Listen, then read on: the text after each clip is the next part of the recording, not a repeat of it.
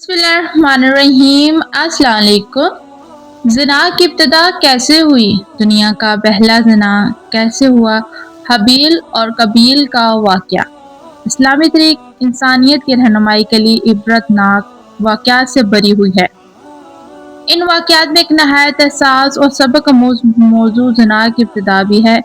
ज़िना ऐसा गुनाह है जिसे अल्लाह ताला ने सख्ती से मना फरमाया और ऐसे मशक्क़ती तबाही, इख़लाक़, बिगाड़ और रूहानी ज़वाल की बुनियाद करार दिया।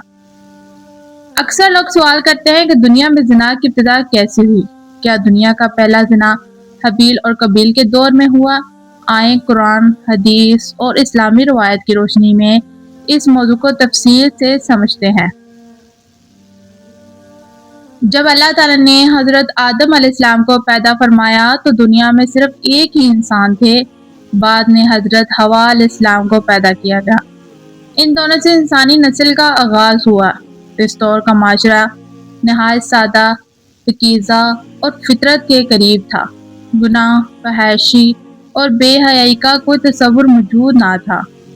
अल्लाह ताला ने हज़रत आदम अलैहिस्सलाम को नबी बनाया और इन्हें अपनी औलाद की दीनी व इखलाकी तरबियत का हुक्म दिया। हज़रत आदम अलैहिस्सलाम के यहाँ जोड़े बच्चे होते, यानी जोड़ों बच्चों की पैदाइश होती, यानी एक लड़का और एक लड़की। अल्लाह ताला के हुक्म के मुताबिक एक जोड़े के लड़के का निकाह दूसरे जोड़े की लड़की से किया जाता। सके बहन भाइयों को आपस में निकाह की इजाज़त नहीं थी।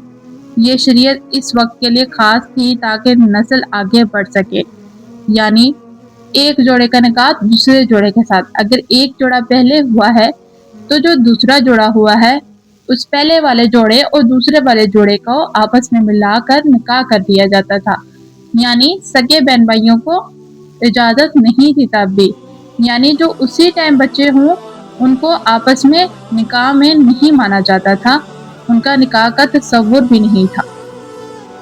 हज़रत आदम के बेटों में दो मशहूर नाम थे। हबील यानी नेक, फरमाबरदार और अल्लाह से डरने वाला बच्चा।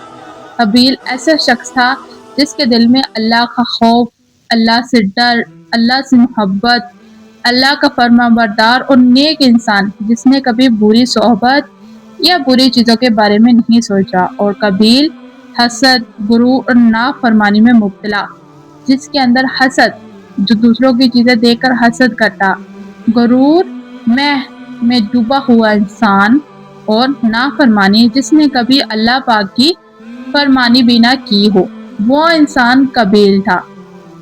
कबील खेती बाड़ी करता था जबकि हबील मोशी पालता था।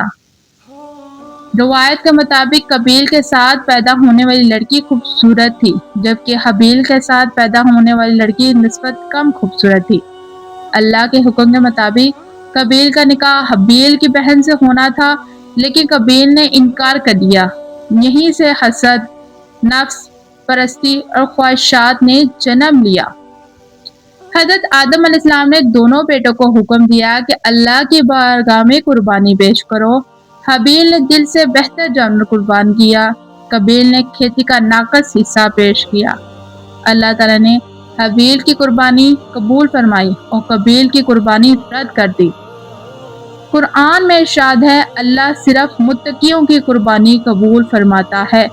कबील का हसद मज़ीद बढ़ गया, इसने अपने भाई हबील को कत्ल कर दिया। इसने उस हसद में अपने भाई को कत्ल कर दिया कि अल्लाह पाक ने उसकी कुर्बानी को कबूल नहीं अता फरमाया और हबील की कुर्बानी को कबूल अता फरमाया। ये गुस्सा, ये हसद, ये गुरूर उसके अंदर इस कदर भर चुका था कि उसने ये नहीं देखा कि ये मेरा सका भाई था जिसको मैं मार रहा हूँ। यहाँ से इंसानों में पहले कत्ल चला था कि पहला कत्ल यहाँ से शुरू हुआ था कि इंसान एक दूसरे को मारने लगे थे। हबील जो एक अल्लाह का फरमाबरदार शख्स था और कबील वो जो नाफरमान, गुरूर और हसद, उसने अपने गुरूर और हसद में हबील को कत्ल कर दिया। ये दुनिया का पहला कत्ल था, लेकिन क्या ये पहला गुनाह था? नहीं, इससे पहले दिल में ज़िना की नीयत, ख्वाहिश और हराम जज्बा पैदा हो चुका था। इसके दिल में ज़िना की नीयत भी थी, اور حرام جذبے پیدا ہو چکے تھے۔ اسلامی علماء کی اکثریت کے مطابق دنیا کا پہلا عملی زنا حضرت آدم کے بیٹوں کے دور میں نہیں ہوا، لیکن زنا کی بنیاد یعنی حرام خواہش، نفس کی پیروی اور اللہ کے حکم سے بغاوت قابیل کے دل میں پیدا ہو چکی تھی۔ یہی وجہ ہے کہ بعض علماء اسے زنا کی فکری ابتدا کہتے ہیں۔ شیطان انسان کا ازلی دشمن ہے۔ اس نے قابیل کے دل میں وسوسے ڈالے، خوبصورتی، خواہش اور انا کو ابھارا، اللہ کے حکم کو معمولی ظاہر کیا۔ قرآن کہتا ہے شیطان انسان کو فحاشی اور برائی کا حکم دیتا ہے۔ روایت کے مطابق زنا کا عملی پھیلاؤ حضرت نوح علیہ السلام کے دور سے پہلے، جب لوگ بت پرستی، بے حیائی اور عریانی کی طرف مائل ہو گئے۔ اسی وجہ سے اللہ تعالیٰ نے طوفان نوح کے ذریعے دنیا کو پاک کیا۔ اصل میں زنا تب شروع ہوا تھا۔ زنا کیوں خطرناک ہے؟ اسلام میں زنا کو کبیرہ گناہوں میں شمار کیا گیا ہے، کیونکہ یہ نسل کو خراب کرتا ہے، خاندان تباہ کرتا ہے، معاشرے میں بدنامی پھیلاتا ہے، ایمان کو کمزور کرتا ہے۔ نبی کریم صلی اللہ علیہ وسلم نے فرمایا، جب بندہ زنا کرتا ہے تو اس وقت ایمان اس سے نکل جاتا ہے۔ اسلام نے زنا سے بچنے کے لیے کیا نظام دیا؟ اسلام نے صرف منع نہیں کیا بلکہ مکمل تحفظ بھی دیا۔ نکاح کو آسان بنائیں، پردے کا حکم دیں، نظریں نیچے رکھنے کا حکم، خلوت سے منع، فحاشی پھیلانے پر سخت دعائی۔ آج کل نکاح کرنا اتنا مشکل ہو گیا ہے کہ لڑکے والوں کی ڈیمانڈیں اور لڑکی کی ڈیمانڈیں اتنی زیادہ ہو گئی ہیں کہ نکاح کرنا بہت مشکل ہو گیا ہے۔ نکاح کو آسان طریقے سے کریں، اپنے لیے بھی اور دوسرے گھر کے لیے بھی۔ پردے کا حکم کریں، لڑکیاں پردے کریں، مرد اپنی نظروں کو نیچے رکھیں، تو تب ہی جا کر دنیا سے یہ برائی ختم ہو سکتی ہے، زنا والی۔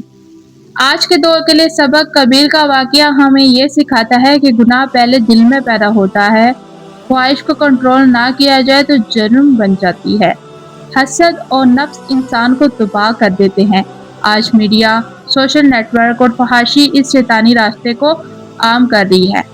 اللہ تعالیٰ بے حد رحم فرمانے والا ہے۔ اگر کوئی شخص زنا میں مبتلا ہے یا اس کی نیت تک پہنچ چکا ہو تو سچی توبہ سے اللہ سب گناہ معاف فرما دیتا ہے۔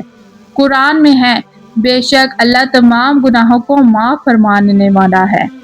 دنیا کا پہلا زنا ایک دن میں نہیں آیا بلکہ خواہش، حسد، نافرمانی اور شیطانی وسوسوں سے اس کی بنیاد بڑھی۔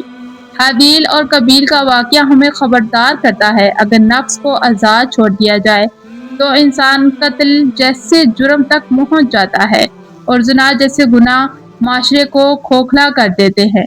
یہی چیزیں ہیں جو ہمارے معاشرے کو کھوکھلا کر رہی ہیں۔ یہ وہ وقت تھا جب دنیا میں نہ کوئی شہر تھا، نہ کوئی ہجوم، بس ایک خاندان تھا۔ وہی خاندان آزمائش میں پڑ گیا۔ قابیل کا دل حسد سے بھر چکا تھا، اور گناہ جو ہاتھ سے پہلے دل میں پیدا ہوا تھا۔ اور یاد رکھو، گناہ ایک لمحے میں نہیں ہوتا، یہ آہستہ آہستہ انسان کو اندھا کر دیتا ہے۔ اگر آپ چاہتے ہیں کہ ہمارا معاشرہ پاک رہے تو اس پیغام کو آگے پہنچائیں۔ محترم ناظرین، اگر آپ کو میری ویڈیو اچھی لگی ہے تو پلیز میرے چینل کو لائک اینڈ سبسکرائب لازمی کیجیے گا، اور اگر آپ میرے چینل کے اوپر نیو ہیں یا پہلی دفعہ آئے ہیں تو جانے سے پہلے میرے چینل کو لائک اینڈ سبسکرائب کرنے کے ساتھ ساتھ بیل آئیکن کو لازمی دبائیں تاکہ آپ کو آنے والی ہر ویڈیو کا نوٹیفیکیشن مل سکے۔ اور اسی طرح کے سبق آموز واقعات دیکھنے کے لیے میرے چینل کو فالو لازمی کریں، اور اگر آپ نے میرے چینل کو فالو کر لیا ہے تو آپ کا دل سے شکریہ۔ اب دے مجھے اجازت، پھر ملیں گے نئی ویڈیو میں نئے اسلامی ٹاپک کے ساتھ۔ اللہ حافظ۔